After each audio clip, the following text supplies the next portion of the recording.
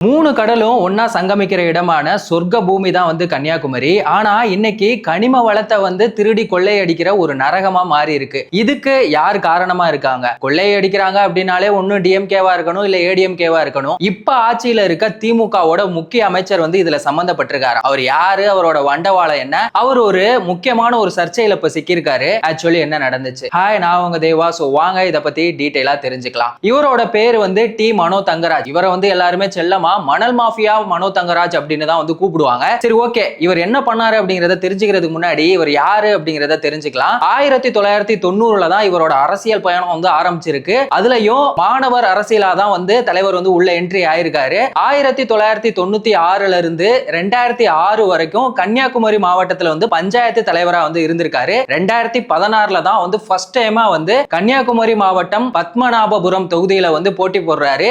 20,000 ஓட்டு வித்தியாசத்துல ஜெயிக்கிறாரு.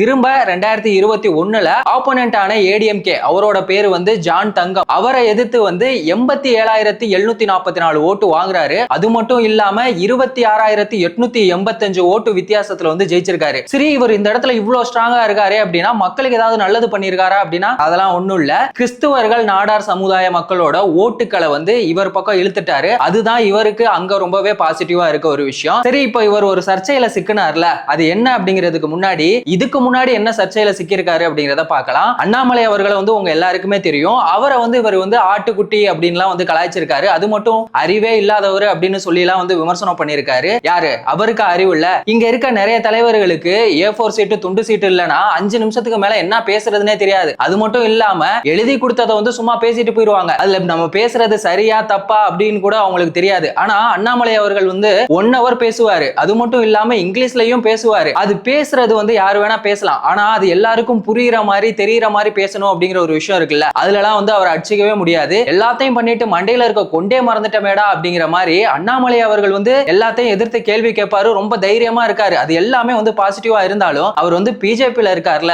அதுதான் ரொம்ப பெரிய தப்பா இருக்கு. இன்னொரு விஷயம், அவர் சர்ச்சையில சிக்கினது வந்து வட மாநிலத்துல இருக்கவங்களை வந்து விமர்சனம் பண்ணாரு. நாங்க இங்க இருந்து வந்து ராக்கெட்லாம் விடுறோம், ஆனா நீங்க வந்து கோவணத்தை கட்டிட்டு திரியுறீங்க அப்படின்னு வந்து சொல்லி கலாய்ச்சாரு. அதுக்குமே வந்து எதிர்க்கட்சி தலைவர்கள் எல்லாருமே வந்து கேள்வி கேட்டுட்டு இருந்தாங்க. அதுக்கான காரணம் யாரு அப்படின்னு பாத்தீங்கன்னா மோடிஜி அவர்கள் தான். ஏன்னா படிக்கிறதுக்கு பள்ளிக்கூடம் கட்ட சொன்னா இருக்க கேப்ல பூரா கோயில கட்டி விட்டு மத அரசியல உண்டு பண்றதே வந்து வேலையா வச்சுட்டு இருக்காரு. சரி, ஓகே, இதுக்குள்ள நம்ம டீடைலா போக வேணாம். இந்த மாதிரி அவர் வந்து பல சர்ச்சைகள்ல வந்து சிக்கியிருக்காரு. அதுலயும் முக்கியமா இப்ப பேசப்படுற விஷயம் என்ன அப்படின்னா, இப்ப ரீசெண்டா ஒரு டிபேட் ஒண்ணு நடந்துச்சு. அதுல நாம் தமிழர் கட்சியை சார்ந்தவங்க வந்து அவர்கிட்ட கேள்வி கேட்டுட்டு இருக்கும் போது கூட்டத்துல இருந்தவங்க எல்லாம் என்ன பண்ணிட்டாங்க அப்படின்னா கத்த ஆரம்பிச்சுட்டாங்க, விசில் அடிச்சுட்டாங்க. அதனால மனோ தங்கராஜ் அவர்கள் வந்து ரொம்பவே கடுப்பாயிட்டு, டே, நான் விசில் அடிச்சுட்டு இருக்கும் போதெல்லாம் நீங்க உங்க அப்பனோட கோவணத்துல இருந்தீங்கடா அப்படின்னு சொல்லி பேசிட்டாரு. அது வந்து இப்ப பயங்கரமான ஒரு சர்ச்சையா போயிட்டு இருக்கு. அவருக்கு இந்த கோவணம் அப்படிங்கிற வார்த்தை வந்து ரொம்ப பிடிக்கும் போல.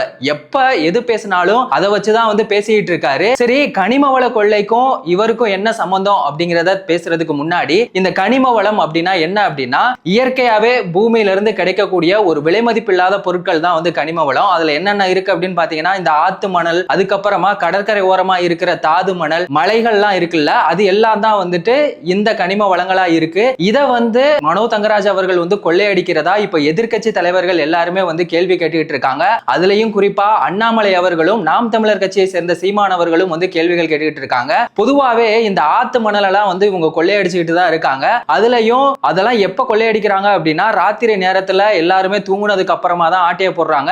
ஓவர்லோடு லாரியில வந்துட்டு அதிகப்படியான இந்த மண்ணெல்லாம் எடுத்துட்டு போறதுனால அந்த ரோடு வந்து டேமேஜ் ஆகுது. அது மட்டும் இல்லாம ஆக்சிடென்ட் ஆகுறதுக்கான வாய்ப்புகளுமே இருக்கு. ஆனா இது எல்லாத்தையுமே நான் வந்து பண்ணல அப்படின்னு சொல்லிட்டு அவர் முட்டு கொடுத்தாலும் மக்கள் எல்லாருமே வந்துட்டு இவரை வந்து மணல் மாஃபியா அப்படின்னு சொல்லி தான் வந்து விமர்சனம் பண்ணிக்கிட்டு இருக்காங்க.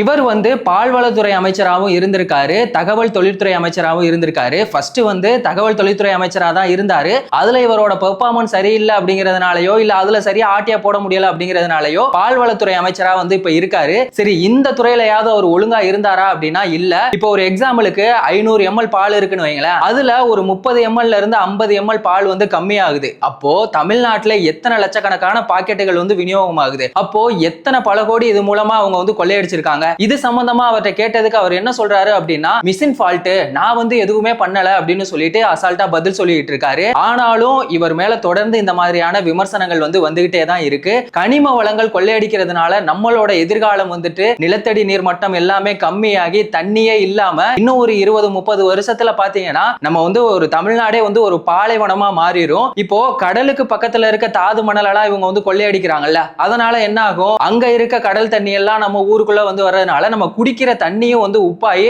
அதுவுமே நமக்கு வந்து ரொம்பவே ஆபத்தாகும். இந்த வெள்ளப்பெருக்கு எல்லாம் ஏற்படும். மழையெல்லாம் வெட்டி எடுக்கிறதுனால நம்மளோட இயற்கை வளங்கள் வந்து ரொம்பவே அழிக்கப்படுது. இதனாலதான் இந்த கனிம வளங்கள் வந்து திருடப்படுறது ரொம்ப பெரிய தப்பா இருக்கு. ஆனா ஐயா ஸ்டாலின் அவர்கள் வந்து இது சம்பந்தமா எதுவுமே கேட்க மாட்டாரு. ஆனா இப்ப பாத்தீங்களா அதிமுகவுல அவர் சி.வி. சண்முகம் வந்துட்டு நயன்தாரா அவங்கள வந்து விமர்சனம் பண்ணதுக்கெல்லாம் வந்து கண்டனம் தெரிவிச்சாரு. அவரோட ஆட்சியில இருக்க பேச்சாளர்கள்லாம் வந்து எவ்வளவு கேவலமா பேசிட்டு இருக்காங்க. அதெல்லாம் அவருக்கு தெரியுமா இல்லையான்னு தெரியல. திமுக அப்படின்னாலே அது ஊழல் தான் பண்ற ஒரு கட்சியா அப்படிங்கிற மாதிரி தான் இருக்கு.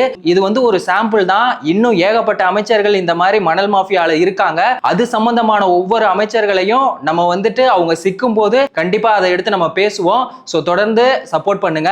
இந்த மணல் மாஃபியா மனோ தங்கராஜ் அவரை பத்தி நீங்க என்ன நினைக்கிறீங்க? திமுகவோட ஆட்சியில இருக்க அமைச்சர்களையும் பேச்சாளர்களையும் பத்தி என்ன நினைக்கிறீங்க அப்படிங்கிற உங்க கருத்தை மறக்காம கமெண்ட் செக்ஷன்ல சொல்லுங்க. வேறொரு வீடியோல வேறொரு கண்டென்ட்ல நம்ம திரும்பவும் சந்திக்கலாம்.